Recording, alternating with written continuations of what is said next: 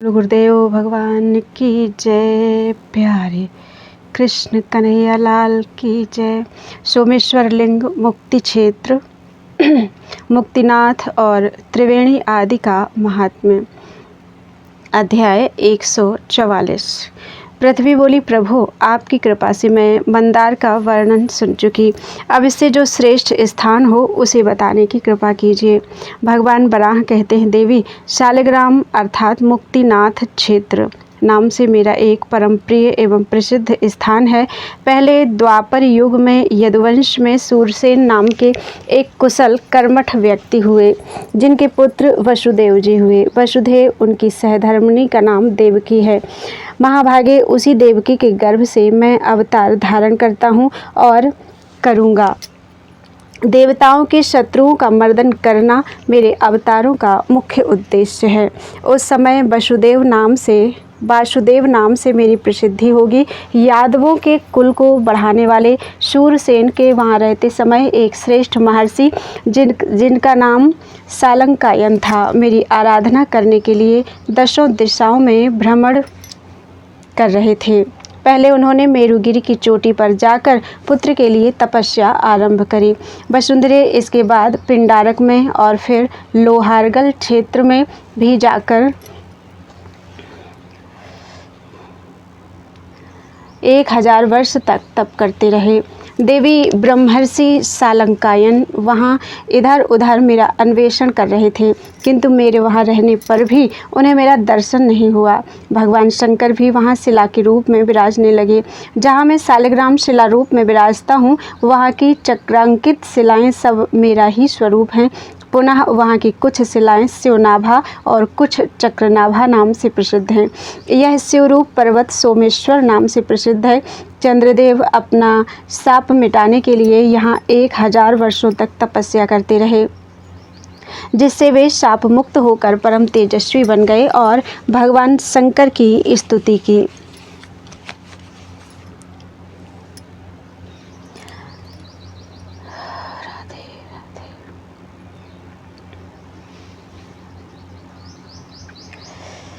उनकी दिव्य स्तुति से प्रसन्न होकर वर देने वाले भगवान शंकर सोमेश्वर लिंग से प्रकट होकर 3 नेत्रों से संपन्न होकर सामने स्थित हो गए।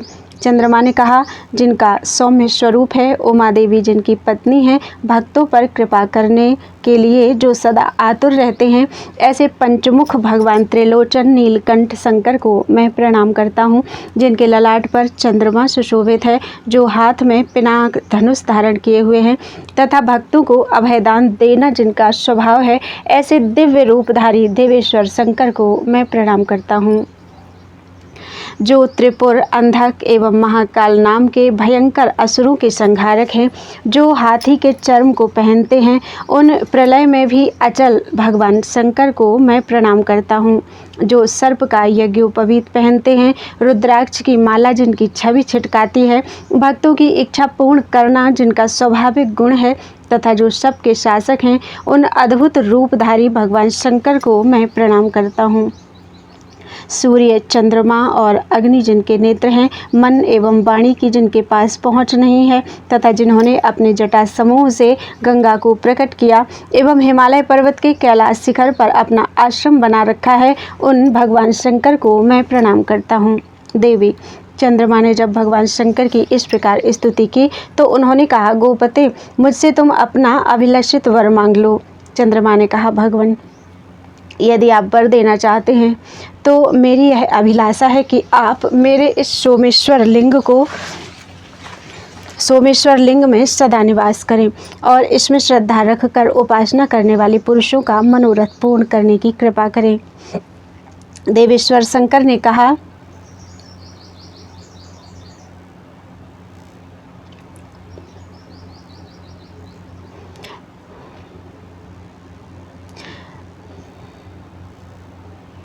मैं यहाँ सदा निवास करता आया हूँ, तुम भी मेरे ही स्वरूप हो, पर अब मैं आज से यहाँ विशेष रूप से रहूँगा और इस लिंग की पूजा करने वाले श्रद्धालु पुरुषों को सदा मेरी पूजा का फल प्राप्त होता रहेगा।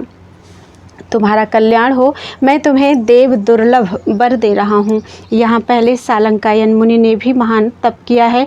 उनकी तपस्या से प्रसन्न होकर भगवान विष्णु ने उन्हें उनके साथ रहने का वर दे रखा है।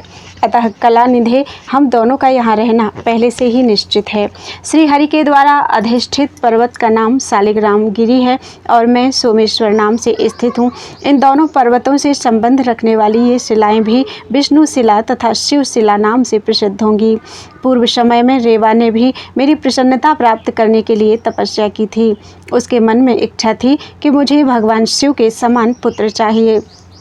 मैंने सोचा कि मैं तो किसी का भी पुत्र नहीं हूँ, फिर अब क्या करूँ। सोम उस समय बहुत सोच विचार कर मैंने उससे कहा था, देवी तुमने मेरी अपार भक्ति की है, अतः मैं पुत्र बनकर गणेश के सहित लिंग रूप से तुम्हारे गर्भ अर्थात तलहटी में निवास करूँगा। इस प्रकार रेवा ने मेरा सान्निध्य प्राप्त कर लिया और यहाँ आ गई।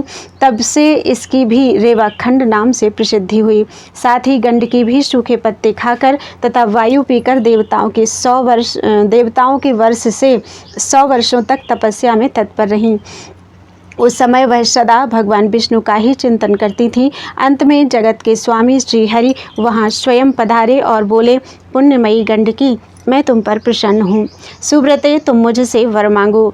इसके पूर्व भी गंडकी को एक बार शंख चक्र एवं गदाधारी भगवान का दर्शन हुआ। फिर उन प्रभु की बात सुनकर गंडकी ने उन्हें साष्टांग प्रणाम कर इस प्रकार स्तुति प्रारंभ की, भगवान, मैंने आपके जिस रूप का दर्शन किया है वह देवताओं के लिए भी दुर्लभ है। इस स्थावर जंगम में संपूर्ण संसार की सृष्टि आपकी ही कृपा का प्रसाद है। जिस समय आप नेत्र बंद कर लेते हैं उस समय सारा विश्व संघत हो जाता है। श्रुति के निर्देशानुसार अनादि अनंत एवं असीम स्वरूप जो ब्रह्म है वह आप ही हैं। महाविष्णु, जो आपको जानता है वह वेद का तत्वज्ञ पुरुष है। आपकी ही आदिशक्ति योग माया तथा प्रधान प्रकृति नाम से प्रसिद्ध है। आप अव्यक्त चित्त स्वरूप, निर्गुण, निरंजन, निर्विकार एवं आनंद स्वरूप परम शुद्ध परमात्मा हैं। आप स्वयं सृष्टि की रचना से पृथक रहते हैं और आपकी योग माया सभी कार्यों का संपादन करती है। आपके निरंजन रूप को भला मैं एक मूर्ख अबला यथार्थतः कैसे जानूं। गंडकी की प्रार्थना से प्रभावित होकर भगवान विष्णु ने कहा, देवी तुम्हारी जो इच्छा हो, जो अन्य मनुष्यों के लिए सब प्रकार से दुर्लभ एवं अप्राप्य है, वह वर मुझसे मांग लो। भला मेरा दर्शन हो जाने पर प्राणी को कौन सा मनोरथ अपूर्ण रह सकता है। हिमांशु, इस पर जनता को तारने वाली देवी गंडकी ने श्रीहरि के सामने हाथ जोड़कर नम्रतापूर्वक मधुर वचनों में कहा, भगवान, आप यदि प्रसन्न हैं तो मुझे अभिलषित वर देने की कृपा कीजिए। मैं चाहती हूँ कि आप मेरे गर्भ में आकर निवास करें। इस प्रकार भगवान विष्णु प्रसन्न होकर सोचने लगे कि मेरे सदा साथ रहने का लाभ उठाने वाली इस गंडकी नदी ने कैसा अद्भुत वर मांगा है। इससे संपूर्ण प्राणियों का तो बंधन कट सकता है, अतः इसे यह वर अवश्य दूंगा। अतः वे प्रसन्नता पूर्वक बोले, देवी मैं सालिग्राम शिला का रूप धारण कर तुम्हारे गर्भ में निवास करूंगा और मेरी सन्निधि के कारण तुम नदियों में श्रेष्ठ मानी जाओगी। तुम्हारे दर्शन, स्पर्श, जलपान तथा अवगाहन करने से मनुष्यों के मन, वाणी एवं कर्म से बने हुए पापों का नाश होगा। जो पुरुष तुम्हारे जल में स्नान करके देवताओं, ऋषियों एवं पितरों का तर्पण करेगा वह अपने पितरों को तार कर उन्हें स्वर्ग में पहुंचा देगा। साथ ही मेरा प्रिय बनकर वह स्वयं भी ब्रह्मलोक में चला जाएगा। तुम्हारे तट पर मृत प्राणियों को मेरे लोक की प्राप्ति होगी, जहाँ जाकर सोच नहीं होता। इस प्रकार देवी गंडकी को वर देकर भगवान विष्णु वहीं अंतर्धान हो गए। शशांक, तब से हम और भगवान विष्णु इस क्षेत्र में निवास करते हैं। भगवान बराह कहते हैं, वसुंधरे, इस प्रकार कहकर भगवान शंकर ने चंद्रमा को प्रभा प्रदान कर उनके अंगों पर अपना हाथ भी फेरा। इससे वे तत्क्षण परम स्वच्छ हो गए।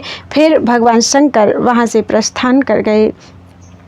इसी सोमेश्वर लिंग के दक्षिण भाग में रावण ने बाण का पर्वत का भेदन किया था। बाण से पर्वत का भेदन किया था, जहाँ से जल की एक पवित्र धारा निकली। यह स्नान करने वाले के पापों को हरण करती है तथा प्रचुर पुण्य प्रदान करती है। इसका नाम बाणगंगा है। सोमेश्वर के पूर्व भाग में रावण का वह तपोवन है, जहाँ 3 रात तक रहकर उसने तपस्या और नृत्य कार्य किए थे, और उसके नृत्य से संतुष्ट होकर भगवान शंकर ने उसे वर प्रदान किया था। इस कारण उस स्थान को नर्तनाचल कहते हैं। बाणगंगा में स्नान करने तथा बाणेश्वर का दर्शन करने पर मनुष्य को गंगा में स्नान करने का फल मिलता है और देवता की भांति उसे स्वर्ग में आनंद भोगने का सौभाग्य प्राप्त होता है। वसुंधरे, उसी समय शालंकायन मुनि भी मेरे शालिग्राम क्षेत्र में आकर महान तप करने लगे। उनके मन में इच्छा थी कि मुझे शिवजी के ही समान पुत्र चाहिए। मुनि के श्रेष्ठ भाव को जानकर भगवान शंकर ने अपना एक दूसरा सुंदर सुखप्रद रूप निर्माण किया और अपनी योग माया की सहायता से वे शालंकायन के पुत्र बनकर उनके दक्षिण भाग में विराज गए। परंतु शालंकायन मुनि इसे न जान सके। वे मेरी आराधना में बैठे ही रहे। तब शंकर की ही दूसरी मूर्ति नंदी ने हंसकर शालंकायन मुनि से कहा, मुनिवर, आप अब उपासना से विरत हों, आपका मनोरथ सफल हो गया। देवी नंदी की बात सुनकर मुनिवर शालंकायन का मुख प्रसन्नता से खिल उठा। वे आश्चर्य से बोले, अहो, यदि मेरे इस तप का फल उदय हो गया तो भगवान विष्णु को भी अवश्य दर्शन देना चाहिए। मैं जब तक उन्हें नहीं देखूंगा तब तक मैं तपस्या से उपरत न होऊंगा। फिर वे नंदी से बोले, पुत्र, मैं तुम्हें आज्ञा देता हूँ, तुम योग का आश्रय लेकर मथुरा जाओ। वहाँ मेरा एक पवित्र आश्रम है। उस जगह मेरी प्रचुर मात्रा में गो संपत्ति पड़ी है। वहाँ आमुष्यायण नाम का मेरा शिष्य भी है। उन्हें लेकर तुम यथाशीघ्र यहाँ आ जाओ। शालंकायन मुनि की आज्ञा से नंदी उसी क्षण मथुरा को चले। वहां पहुंचकर उन्होंने ऋषि के आश्रम का अन्वेषण किया और आमुष्यायण उन्हें दिखाई पड़ गए। पुनः कुशल प्रश्न के बाद घर पर स्थित गो आदि संपत्ति के विषय में भी बातचीत की। उन्होंने उत्तर दिया, साधो, तपस्या के परम धनी मेरे गुरुदेव की कृपा से यहाँ सर्वत्र कुशल है। अब आप मेरे गुरुजी की कुशल बताने की कृपा करें। इस समय वे कहाँ विराजमान हैं, आप कहाँ से पधारे हैं और आपके यहाँ आने का प्रयोजन क्या है, यह बात विस्तार पूर्वक बताएं और अर्घ्य आदि स्वीकार करें। आमुष्यायण के इस प्रकार कहने पर नंदी ने उनका दिया हुआ अर्घ्य स्वीकार किया और शालंकायन मुनि का वृत्तांत बताया तथा अपने आने की बात स्पष्ट कर दी। फिर नंदी आमुष्यायण के साथ गोधन लेकर वहां से वापस हुए। बहुत दिनों तक चलने के बाद वे गंडकी नदी के तीर पर त्रिवेणी संगम पर पहुँचे। देविका नाम की एक नदी भी वहीं आकर तपस्या कर रही थी। पुलस्त्य एवं पुलह मुनि के आश्रम के पास यह तथा गंगा नदी भी आकर मिली। इन 3 नदियों के एक साथ मिल जाने के कारण यह स्थान त्रिवेणी संगम नाम से प्रसिद्ध हुआ। आगे चलकर इस महान तीर्थ का नाम कामिक हुआ। इस तीर्थ से पितृगण बहुत प्रसन्न होते हैं। यहाँ भगवान शंकर का एक महान लिंग है जिसे त्रिजलेश्वर महादेव कहते हैं। इसके दर्शन करने से भुक्ति एवं मुक्ति दोनों सुलभ हो जाती हैं और सभी पाप नष्ट हो जाते हैं। पृथ्वी बोली, प्रभु, मैंने तो सुना है कि त्रिवेणी केवल प्रयाग में ही है, जहाँ भगवान महेश्वर एक सूलटंग नाम से तथा दूसरे सोमेश्वर नाम से प्रसिद्ध हैं। साथ ही वहाँ स्वयं श्री हरि भी बेड़ी माधव नाम से विराजते हैं। वहाँ गंगा, यमुना और सरस्वती ये 3 नदियाँ हैं। वहाँ संपूर्ण देवताओं, ऋषियों, नदियों एवं तीर्थों का समाज भी विराजमान रहता है। उस तीर्थराज में स्नान करने वाले तथा प्राण त्याग करने वाले व्यक्ति मोक्ष के भागी होते हैं। फिर आप जो गंडकी की त्रिवेणी बता रहे हैं, यह वही त्रिवेणी है या कोई दूसरी? महाभाग, आप अखिल जगत का हित करने की इच्छा से इसे बताने की कृपा करें। दयानिधि, मेरी कलुषित बुद्धि पर ध्यान न देकर इस प्रसंग को स्पष्ट करने की अवश्य कृपा करें। भगवान बराह कहते हैं, देवी, इस विषय में एक प्राचीन इतिहास प्रसिद्ध है। हिमालय पर्वत के रमणीय स्थल में देवता लोग निवास करते हैं। बहुत पहले जगत के हित संपादन के विचार से भगवान विष्णु वहीं तपस्या करने लगे। कुछ समय बाद उनके श्री विग्रह से एक अत्यंत दिव्य तेज प्रकट हुआ, जिससे चर और अचर संपूर्ण संसार जलने लगा और विष्णु के गंडे स्थल अर्थात कपोल पसीने से भीग गए तथा उसी स्वेद से दिव्य नदी गंगा प्रवाहित हुई। इस अद्भुत घटना से जन, महरलोक प्रभृति सभी आश्चर्य में पड़ गए और गंगा के प्रादुर्भाव स्थल का पता लगाने चले, पर पता न लग सका। अंत में ब्रह्मा सहित सभी देवता भगवान शंकर के पास पहुँचे और उन्हें प्रणाम कर एक ओर खड़े हो गए और फिर उनके गंगा के उद्गम का पता पूछा। इस पर भगवान शंकर कुछ क्षण के लिए ध्यानस्थ हुए और फिर बोले, आप लोगों को इसका उत्पत्ति स्थल दिखाता हूँ। यूं कहकर वे उमा देवी अपने गणों तथा देवताओं के सहित उस ओर प्रस्थित हो गए जहाँ भगवान विष्णु तपस्या में स्थित थे। वहाँ पहुंचकर उन्होंने कहा, भगवान आप सर्वसमर्थ हैं, अखिल जगत आपसे बना है। आपके मन में क्या अभिलाषा उत्पन्न हो गई कि आप तप कर रहे हैं? संपूर्ण संसार आप पर आश्रय पाए हुए है, आप सभी के अधिष्ठाता हैं। फिर आपके लिए कौन सा दुर्लभ पदार्थ है जिसके लिए आप यह कठोर तप कर रहे हैं? इस पर जगत प्रभु विष्णु ने उन्हें प्रणाम करके उत्तर दिया, मैं संसार की हित कामना से तप करने के लिए उद्यत हुआ हूँ। आपके दर्शन करने के लिए भी मन में बड़ी उत्सुकता थी। जगत प्रभु, इस समय आपका दर्शन पा जाने से मेरा यह मनोरथ सफल हो गया। भगवान शंकर बोले, भगवान यह मुक्ति क्षेत्र है, इसके दर्शन करने से ही मनुष्य मुक्ति पाने का अधिकारी हो जाता है, क्योंकि यहाँ आपके गंडे स्थल अर्थात कपोल से प्रकट हुई गंडकी नदी नदियों में श्रेष्ठ होगी, जिसके गर्भ में आप सुशोभित होंगे, इसमें कोई संशय नहीं है।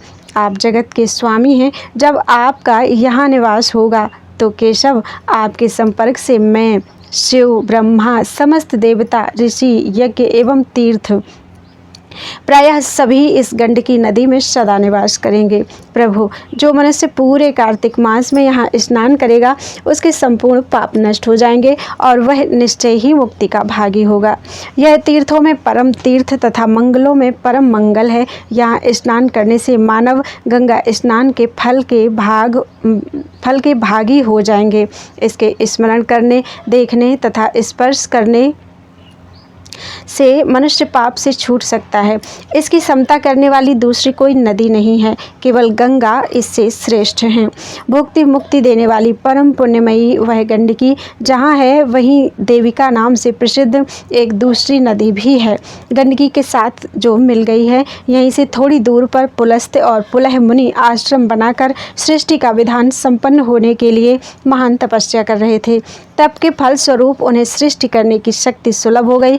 उसी समय ब्रह्मा के शरीर से एक पुण्यमयी नदी गंगा, जो नदियों में प्रधान मानी जाती हैं, वह तथा एक और नदी देविका गंडकी में आकर मिल गईं। अतः उस महान पवित्र नदी का नाम त्रिवेणी पड़ गया, जो देवताओं के लिए भी दुर्लभ है। वह पवित्र मुक्तिप्रद क्षेत्र 1 योजन के विस्तार में है। देवी, पूर्व समय की बात है, वेद विद्या विशारद कर्दम मुनि के 2 पुत्र थे, जिनका नाम क्रमशः जय और विजय था। ये दोनों यज्ञ विद्या में निपुण तथा वेद एवं वेदांग के पारगामी विद्वान थे और भगवान श्रीहरि में भी उनकी बड़ी निष्ठा थी। संयोग से कभी उन दोनों परम कुशल ब्राह्मणों को राजा मरुत ने यज्ञ के लिए बुलाया। यज्ञ समाप्त हो जाने पर राजा ने उन दोनों भाइयों की पूजा की और उन्हें प्रभूत दक्षिणा दी। अब वे दोनों ब्राह्मण घर आ गए और दक्षिणा में मिली हुई संपत्ति को बांटने लगे। इसी समय उनमें आपस में संघर्ष छिड़ गया। बड़े पुत्र जय का कथन था कि धन को बराबर बांटना चाहिए। विजय ने कहा, जिसने जो अर्जन किया है वह धन उसका है। तब जय ने विजय से कहा, क्या मुझे तुम शक्तिहीन मानकर ऐसा कहते हो? सब संपत्ति लेकर तुम जो मुझे देना नहीं चाहते तो ग्राह बन जाओ। इस पर विजय ने भी जय से कहा, क्या धन के लोभ से तुम सर्वथा अंधे ही हो गए हो? तुम मदांध होकर जो मुझसे इस प्रकार कह रहे हो, तो तुम मदांध हाथी ही हो जाओ। इस प्रकार एक दूसरे के शाप के कारण वे दोनों ब्राह्मण अलग अलग गज और ग्राह बन गए। इनमें विजय तो गंडकी नदी में जातिस्मर ग्राह हुआ और जय त्रिवेणी के वन्य क्षेत्र में हाथी। वह हाथी के बच्चों और हथनियों के साथ क्रीड़ा करता हुआ वहीं वन में रहने लगा। इस प्रकार ग्राह और गजराज दोनों को वहीं रहते हुए कई हजार वर्ष बीत गए। एक समय की बात है, वह कभी हाथी कभी हथनियों के झुंड को साथ लेकर त्रिवेणी में पहुंचा और उसके बीच में जाकर स्नान करने लगा। वह हथनियों पर जल छिड़कता और हथनियाँ उस पर जल छिड़कती। वह सूंड से स्वयं ही जल पीता और उन हथनियों को भी पिलाता। इस प्रकार प्रसन्न मन होकर वह उनके साथ क्रीड़ा करता रहा। उसकी इस क्रीड़ा के बीच दैवी योग से प्रेरित वह ग्राह अपने पूर्व बैर का स्मरण करता हुआ उस हाथी के पास आया और उसके पैर को अत्यंत दृढ़ता से पकड़ लिया। इस पर हाथी ने भी उस पर अपने दांतों से प्रहार किया।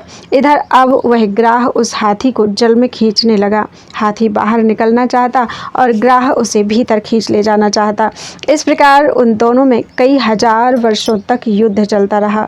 इस प्रकार मत्सर अर्थात द्वेष एवं क्रोध से परिपूर्ण गज एवं ग्राह, इन दोनों के परस्पर लड़ने से वहाँ के बहुत से प्राणियों को महान पीड़ा पहुँची। बहुतेरे जीव तो अपने प्राणों से भी हाथ धो बैठे। तब उस क्षेत्र के स्वामी जलेश्वर ने भगवान श्री हरि को इसकी सूचना दी और इस पर कृपालु भगवान ने सुदर्शन चक्र से ग्राह के मुख को चीर डाला। वसुंधरे वे अपने चक्र को बार बार चला रहे थे। इससे शिलाओं पर भी चोट पहुंची, अतः चक्र के आघात से शिलाओं में भी उनके चिन्ह पड़ गए, जिससे वे शिलाएं वज्र कीट द्वारा खाई सी दिखती हैं। सुंदरी, इस त्रिवेणी क्षेत्र के विषय में तुम्हें संदेह करना ठीक नहीं है। इस क्षेत्र की ऐसी महिमा है जिसका वर्णन मैंने तुमसे किया।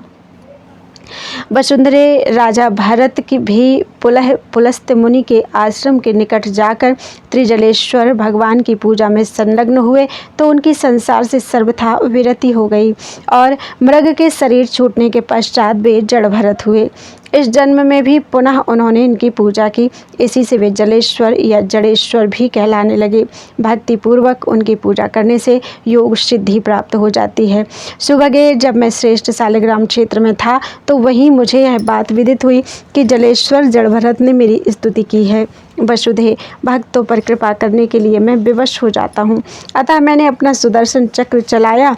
मेरा प्रथम चक्र जहाँ गिरा वहाँ चक्र तीर्थ बन गया।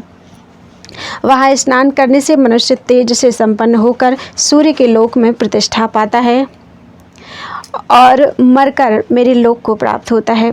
मेरे तथा भगवान शंकर के वहाँ रहने के कारण ही यह तीर्थ हरिहर क्षेत्र कहलाने लगा।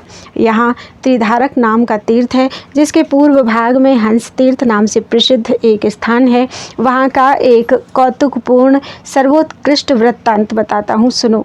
किसी समय की शिवरात्रि के दिन जब इस मंदिर में उत्सव चल रहा था, अनेक प्रकार के नैवेद्य अर्पण करके शंकर जी की उपासना चल रही थी। इतने में ही कुछ भूखे कौवे उस अन्न पर टूट पड़े और एक कौवा अन्न उठाकर ऊपर उड़ गया और दूसरा उसको छीनने के लिए उस पर झपटा। इस प्रकार वे दोनों परस्पर लड़ते हुए एक कुंड में गिर पड़े। वहाँ गिरते ही सहसा उनकी आकृति हंस के समान हो गई और जब वे बाहर निकले तो उनसे चंद्रमा के तुल्य प्रकाश फैलने लगा। वहाँ की जनता यह देखकर महान आश्चर्य में भर गई। तब से लोग उस स्थान को हंस तीर्थ कहने लगे। बहुत पहले यही यक्षों ने भगवान शंकर की आराधना की थी। उस समय से वह यक्ष तीर्थ नाम से कहा जाता है। वहाँ स्नान करने से मनुष्य पवित्र होकर यक्षों के लोक में प्रतिष्ठा पाता है। बोलो वृंदावन बिहारी लाल की जय। त्वदीयं वस्तु गोविंदं तुभ्यमेव समर्पये। तेन त्वदङ्घ्रिकमले रतिं मे यच्छ शाश्वतीम्।